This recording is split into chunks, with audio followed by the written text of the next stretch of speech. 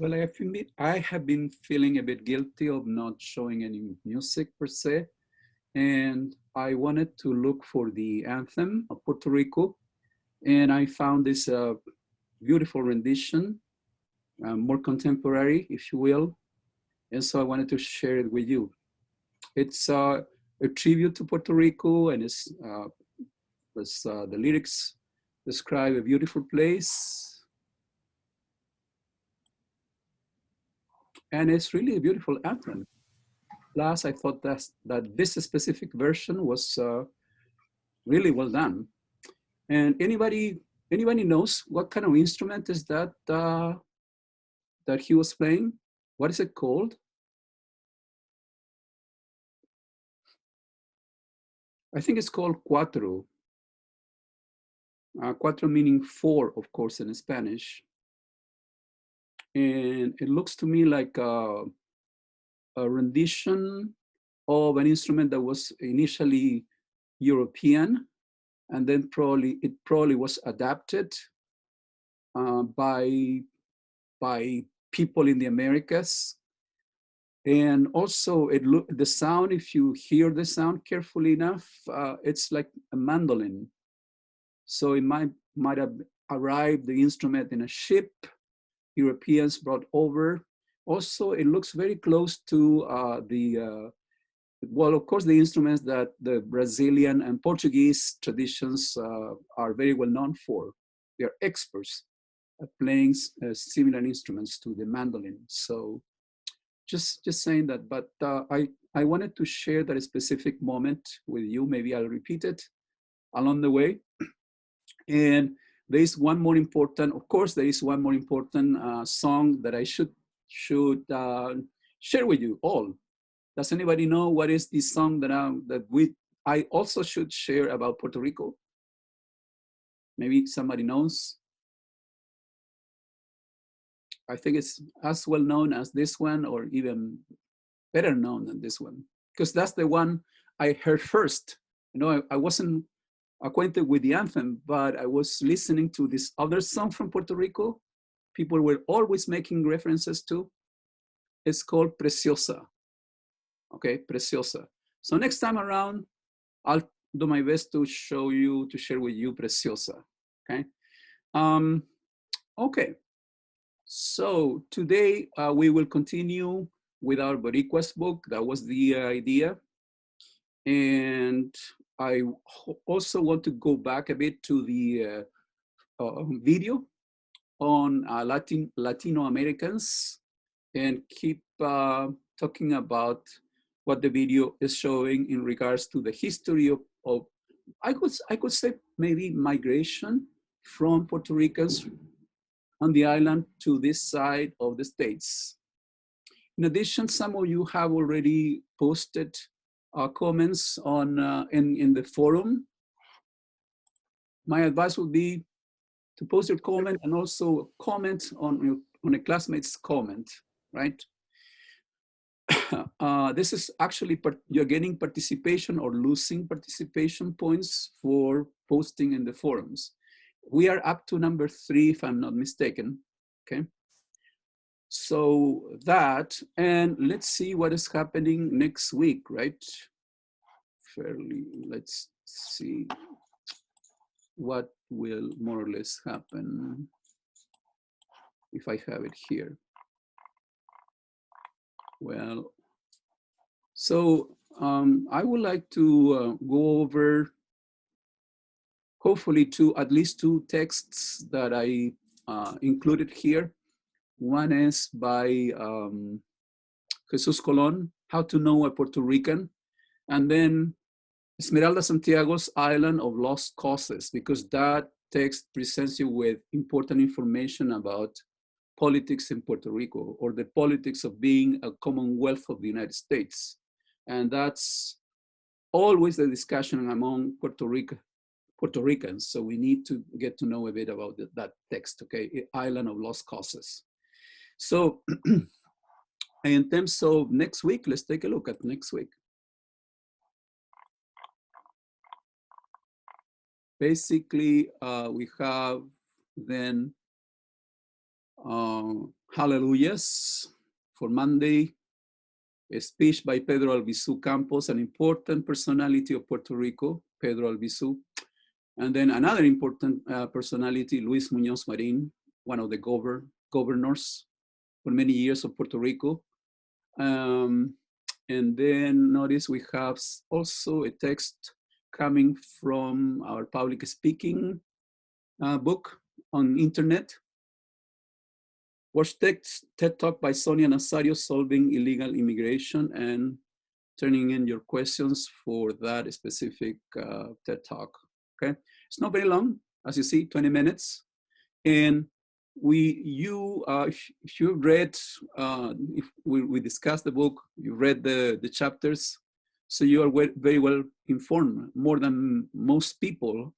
But what is interesting to me in terms of the TED Talk is that in this case, she formulates a solution, her own solution to the situation of immigration, okay? What she calls illegal immigration, plainly and frankly and forthcomingly, if you will, because that's the way she puts it. So solving, how do we solve this? It's a mess, but she will present you with a solution, her own solution. So let's think about that, right? Or let's think about that for next week. What is the way she presents you to solve, present you with to solve illegal immigration, okay? Is that rational enough for you? Is that, does that make sense, what she's saying in this video? That's my main question, although you have 5 questions to respond, okay? Okay, so I'll go back, I guess, to this week. You already uploaded the TED Talk, right? The link to it, because I couldn't find it. Okay, the TED Talk, if you look up the title, and you'll find it on internet very easily, okay, just to begin with. Okay. But I think I did do it. Let me see. I was trying to look for it last night and I couldn't find it. Right here. I mean, it didn't show up for me, but right next to. regardless, as long as it's online, I guess. Yeah, it's right there. If you click on it, we'll take you to the TED Talk as it's happening right now. Okay. Yeah. Okay. Okay, so that's for this coming up week, but today is today, right? Today is Friday. Today is Friday. Okay, I also wanted to, okay, I wanted to share with you this. If you go to the syllabus, and please do so, you have the description of the persuasive speech coming up. And I said, I will allocate 3 Fridays in October for this presentation. So 7 of you, 6 of you will do the presentation each Friday until we finish with them. The idea is for you to connect one of the readings that made an impression on you to your own speech and defend a point of view, okay? Convince us that something, a value, a topic, an issue, it's important for you and for all of us to take into consideration. Basically, it's that. And you have to support that argument using one of these texts that we are discussing in class or more, okay? But you probably need to quote, okay? It's a good idea to quote and being precise and not vague, okay? Not vague in terms of your connection to the specific text. So I'm not gonna linger, but I'll come back to this. Number 1, for instance, is makes efficient use of allocated time. So your speech flows, right? You have 5 minutes only. So you are prepared so well that this is a quality time we are investing listening to you, because we'll be listening carefully to your speech, okay? But now you're not informing us necessarily. You're trying to persuade us that your point of view is relevant. So you're arguing your case for your audience. You're arguing about something, okay? You're arguing that what you truly value, it's important for us to take into consideration. And I'll keep honing on that, practicing as much as we can. Okay, so I wanted to ask you, could you raise your hand, because I need to know, as of today, how many of you have the book? Raise your hand in any way you can. So I say, Cindy, I'm going to write your names down, okay? I need to do that. So please keep it up. Marlo, Austin, Angela. Okay, I see Eros, Fernanda. Keep them up, please, because I'm not that quick at writing it down. Belle, I think you have it too, right? Gabby. Okay, and who am I missing? Shake too. Okay, this is good news. Oh, Professor, I have the book as well. Jimena too. Okay, okay, this is great news. Okay, I'm in heaven. I have the book. I'm in heaven. I'm in heaven, totally. This is so great news, okay? Because this entails more participation from all of us, simply stated, right? Okay, thanks a lot. Okay. So let's go to one of the texts that we were to discuss, and I would like to begin with that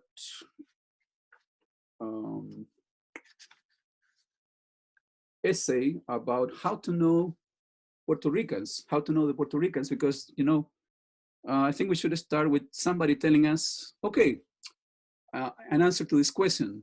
This is the answer that Jesus Colon is providing, not everybody, Jesus Colon. Okay, Jesus, I'm asking you, how can I get to know Puerto Ricans? Okay, I really think that the Puerto Rican community is important in New York State, okay? And especially if I'm traveling or I'm staying, I'm moving maybe to New York City, I know that many Puerto Ricans live there, residing in New York, okay? So what are they like? I like to get to know them.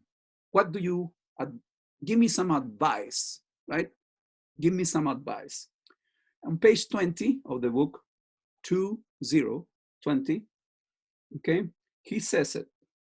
How can I get to the Puerto Ricans? And I understood that sentence by meaning, how can I get to know them? How can I get to communicate with them, right?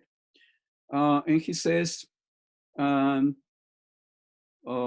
in a city like Greater New York with more than 600,000 Puerto Ricans living, working, and struggling along, right? And it's quite important to get to know this community then, because there are so many of them. And I'm happy that he wrote this too at the beginning of the next paragraph, okay? We have to admit, this, he's saying we, but actually he's speaking by himself, right? For himself, so it's I, right? He says we, but it's actually I. We have to admit from the start that we have no complete answer to open the door to the Puerto Ricans' houses, minds, and hearts. We have to confess that every day we're adding to that answer by our personal experience. So there is no recipe. We're trying our best. And this is our understanding of how we, people who are not Puerto Ricans, can communicate and get to establish a relationship with the Puerto Rican communities and the Puerto Rican people, right? So if we go over to page 21, let's read the first paragraph, which starts with the first thing. Fernanda, help us out. Read the paragraph. The first thing we must realize. Yes, Fernanda has the book, so she can read.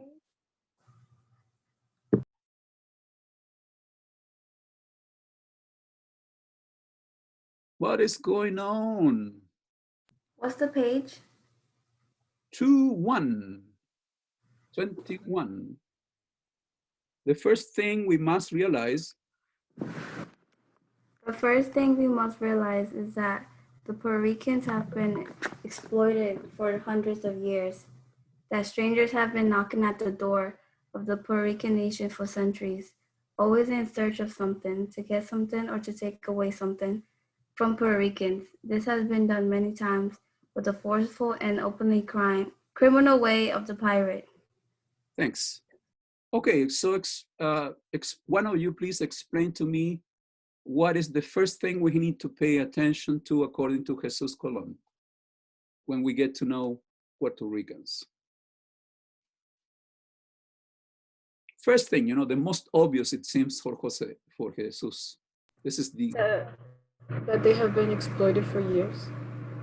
yeah, and he says hundreds of years. So it's not 10, 20. He is arguing hundreds of years, right? Angela. Oh, and Jimena, I'm sorry. Jimena is raising her hand. I was. Oh, sorry. that was Yeah, that you're was for guilty. the. You're guilty as charged. Oh, okay. All right. I'm guilty. There you go. Add something to the conversation then. um.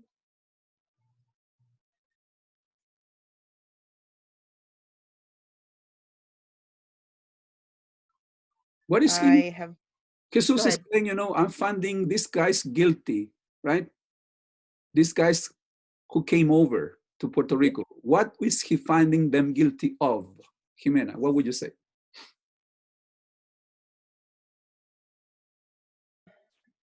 Is it because so many of them were coming in at one time that they were trying to find housing as one thing? I don't know. That's I'm just what totally I lost. can. No, I don't think that pertains to that paragraph. No. Cindy, what was that he's finding them guilty of? What are they guilty of, according to Jesus? Um, that they have always been taken like something away from them. Yes, they have taken advantage of Puerto Ricans. And as you're saying, not only that, they have taken stuff away, okay? Away from Puerto Rico. So for that reason, I don't think that when he says pirate, that's a minor mention because there was piracy, pirates coming over to Puerto Rico and assaulting, you know, the island and being there for, I guess, a few days and then moving stuff, taking stuff away. Okay, so and Puerto Ricans had to be on the ready, the alert, and that's why we have the fortresses, right? And on these islands, if you go see them, I went to see one in Cuba, okay, with colleagues from the college when we visited Cuba like 3 years ago. But Puerto Rico, as you know, it's got a tremendous fortress also, looking down the ocean for that reason. So it could be British and more Europeans pirates, right? Now, then there is something intriguing here, okay, in the second paragraph. And I really want to know if you are acquainted with this language, okay? Second paragraph, same page. It says that the bells of the cathedral in San Juan, Puerto Rico were stolen, right? That's what, so these are criminals. They came here to pillage Puerto Rico. And sold by one of their buccaneer ships in a little town known as New Amsterdam, just being built along the shores of the Hudson River. What is this location, Bella? What is he talking about when he says New Amsterdam?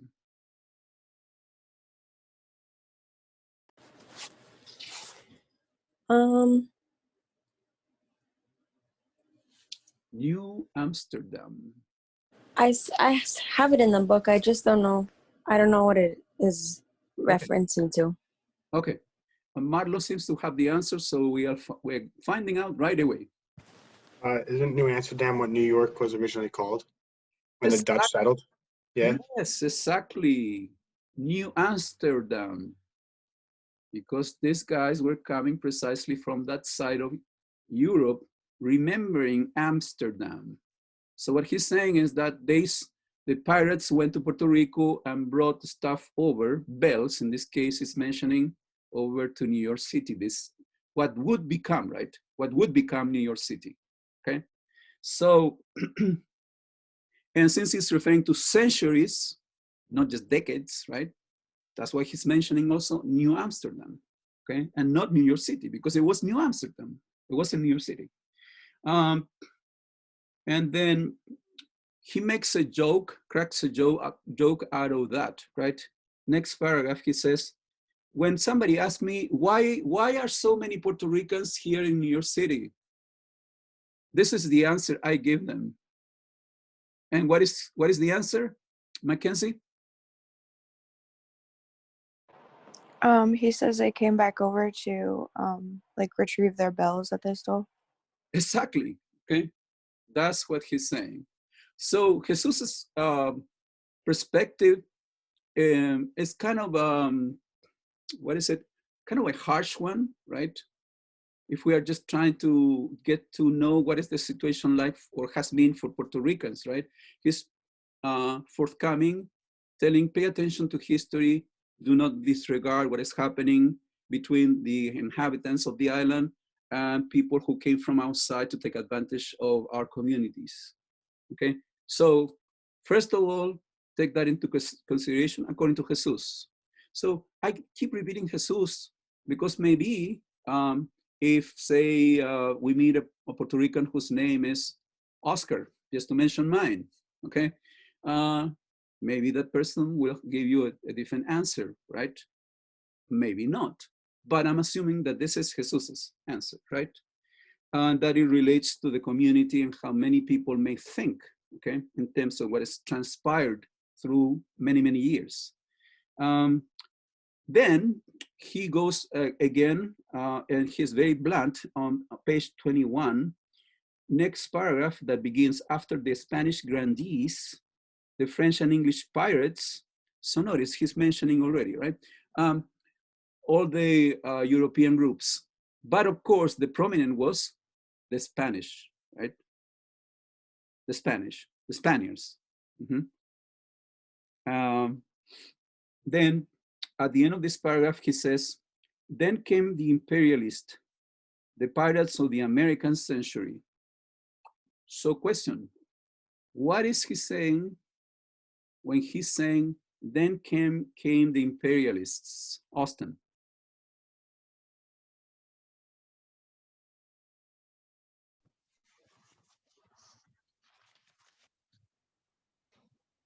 Am I reading? Or did you No. ask me a question? Yes, I asked you a question. Can you repeat it? Here we go. What does he mean when he says, then came the imperialists? Who is he referring to? Who is he referring to?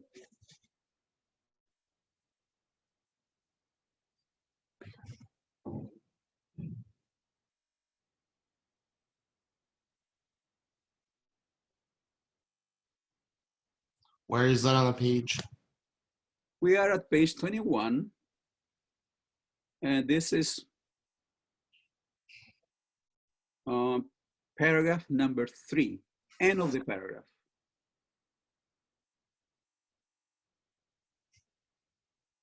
One, two, three. Well, it's number 4, I'm sorry, 4. Paragraph number 4. 1, 2, 3, 4. End of paragraph number 4.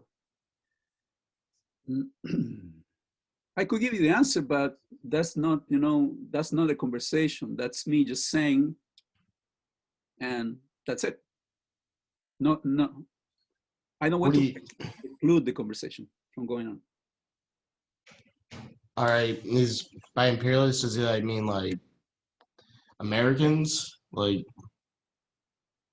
yeah, because he says an American century, meaning by that the incorporation of the island to the United States. Yes.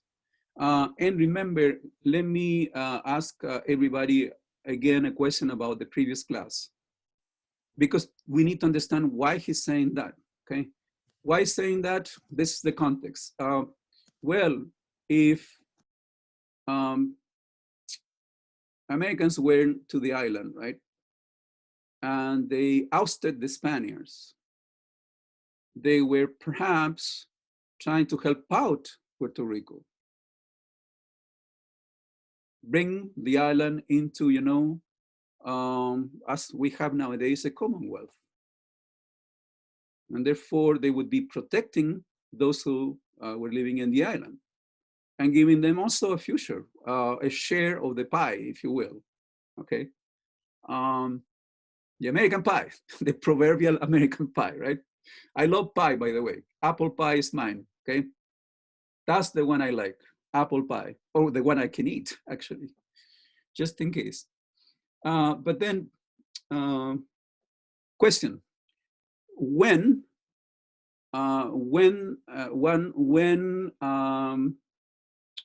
was it that in history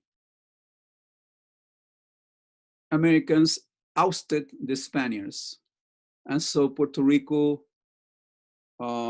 became associated to the states? What is the date? Anybody? I'm not good at dates, but this was part of a conversation last class. I'll give you the beginning, 19. Anybody? Was it 1917? No, it was, I'm sorry. Yes, you're right, and I'm wrong because I said 19 and I should have said 18. But excellent, 1917. But the moment when, this association begins is in 1898. 1898. So how come you're mentioning 1917? How is it that she's mentioning 1917? And that's an important moment. Eros, why 1917? 1917 is mentioned as the year that Puerto Rico became a ally or part of the United States, because it's now considered a territory for many years after that. Well, I disagree, because that would be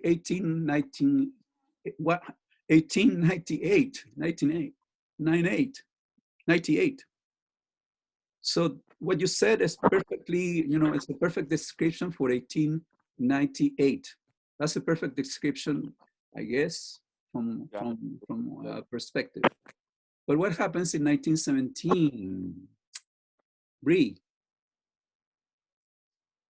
1917.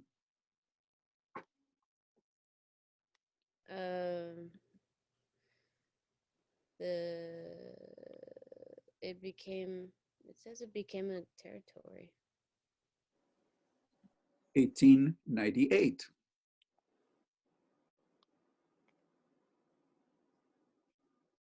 Okay, I'm gonna say it. But this is a conversation, not me just telling you stories. They became citizens. That's the date when officially Puerto Ricans become, citizens. Well, up to extent, as somebody reminded us, okay? We have the incorporation of the territory, but then notice that there is a gap between the moment when the territory is incorporated until the Puerto Ricans acquire, are given citizenship. Yeah, Professor, it says like President Woodrow Wilson, he signed a petition for citizenship for Puerto Ricans on March the 2nd, 1917.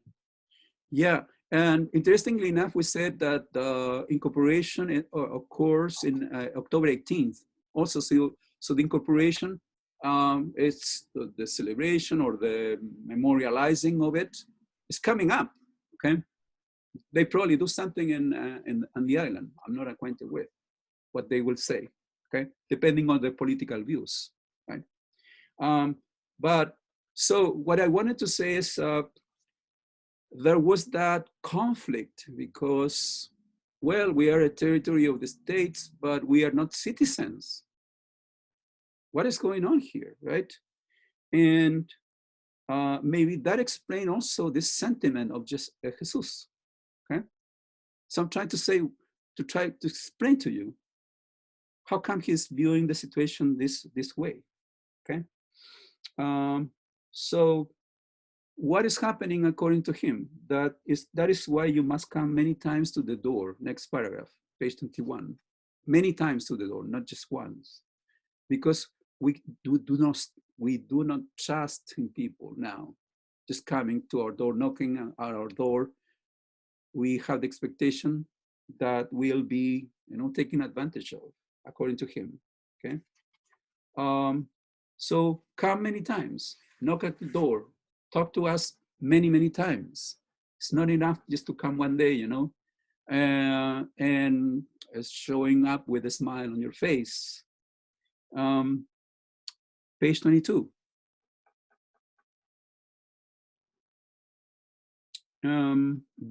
He uses language here that is kind of intriguing to me, because he says, we must always be ready to learn from the colonial people. Colonial is what intrigues me, okay? They have much to teach. We do not have to elaborate the point to readers of this column. I guess this must have been published in a newspaper, right? We colonial people have also much to learn from the working class of the imperialist countries. But if you want to open that door, don't assume a know-it-all attitude and superior airs just because you were born in the United States. Superiority, okay, comes next. This superiority, and he adds more to that. Yeah, because when this was my question in my mind, okay, when he says colonial, I was wondering why he didn't write colonized. Okay. Since his viewpoint is very strong, he could have written colonized. We are colonized people. Colonial is softer than colonized, because colonized means imposition. Colonial for me still doesn't explicitly address his own viewpoint, which is we have been colonized by many people, Spaniards, and then the incorporation into America, colonization. Okay, so that is Jesus' viewpoint, and we could ask ourselves, is he right? Does he have any right to express that view? Since the States is a welcoming country, and since the States has tried to be welcoming to many communities and embracing communities, right? Or is there any truth to what Jesus is thinking? And the question would be then, if there is any truth, what explains that? Personally, I think people have the right to be their own. That people have the right to be equal to different communities, or perceived in that fashion and respected in that fashion. When people are mistreated, and they get the sense very clearly that some people see themselves as superior to them, it's very difficult for them to accept that we have a friendship going on.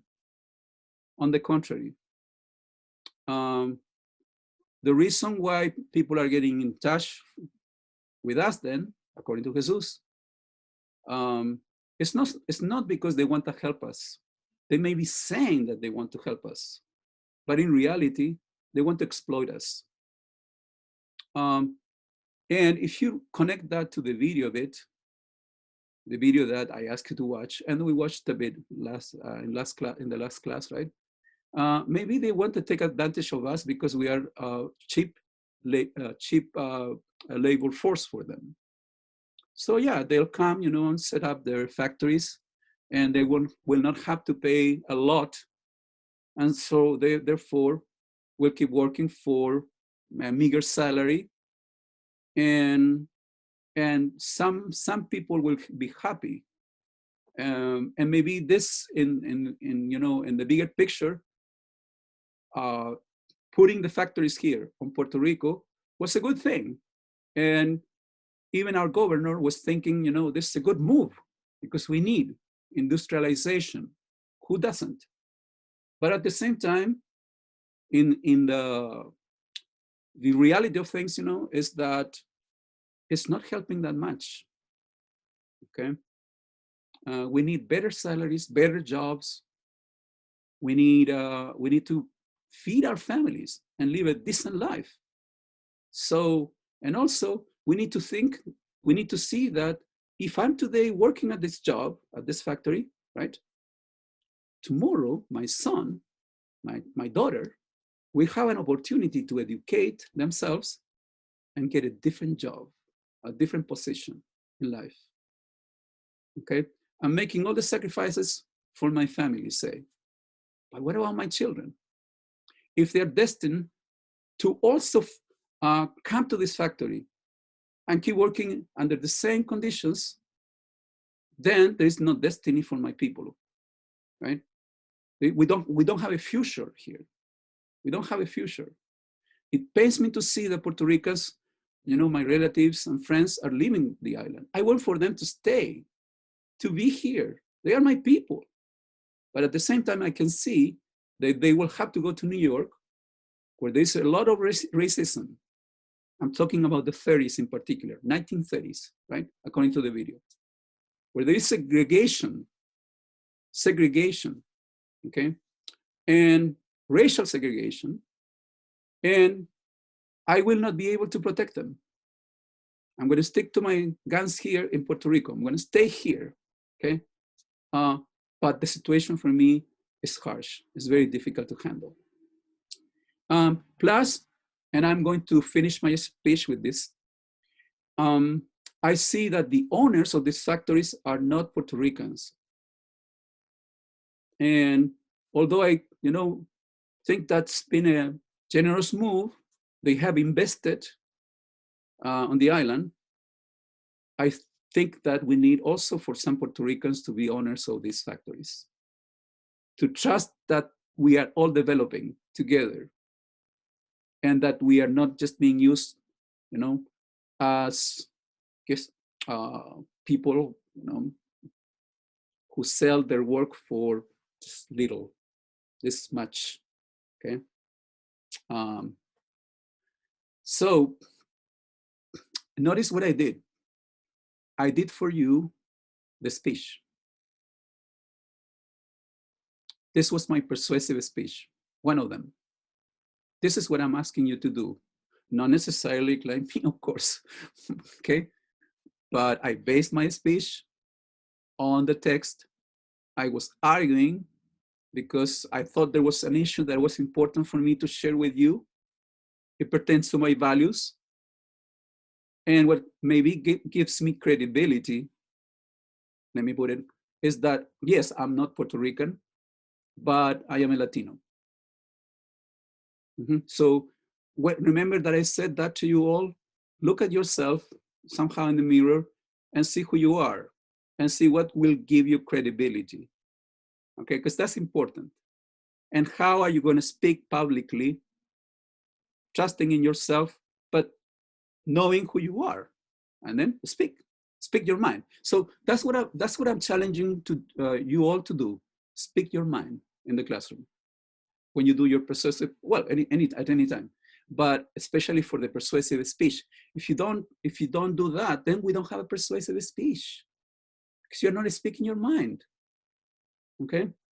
Of course, we need to keep it safe for everybody and be respectful on what you have to say because it's your viewpoint. We're just not expecting you to come up with something crazy. That's all. Okay.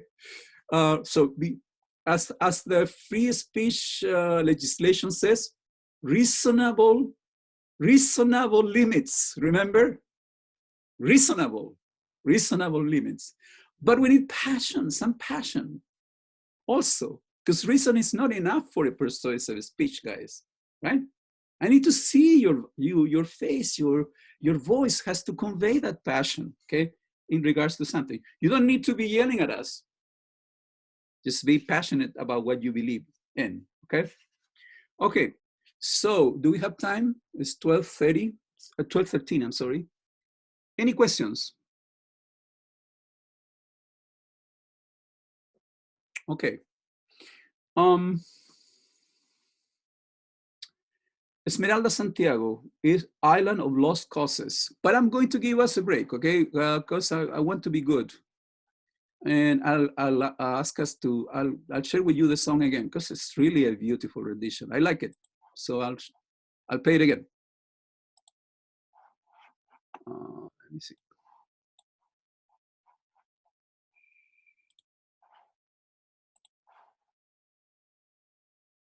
Oh, I don't know what is going on. I went to a different, okay, here we go.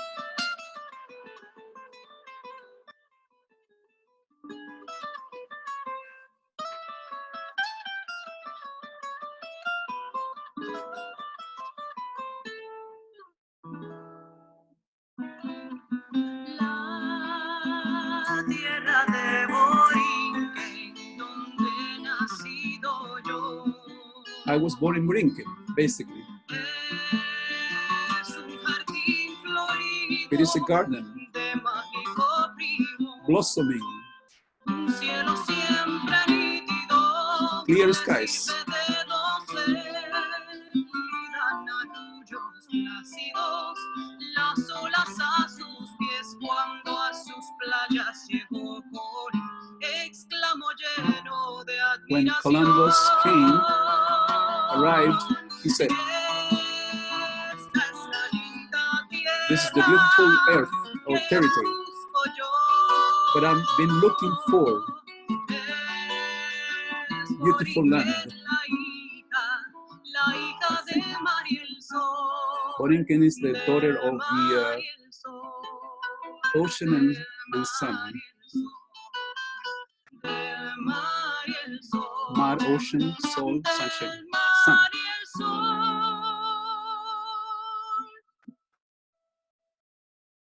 As I was telling you, I wasn't acquainted with the song before.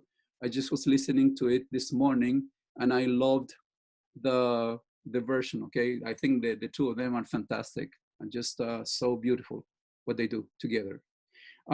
Let's go to Esmeralda Santiago's.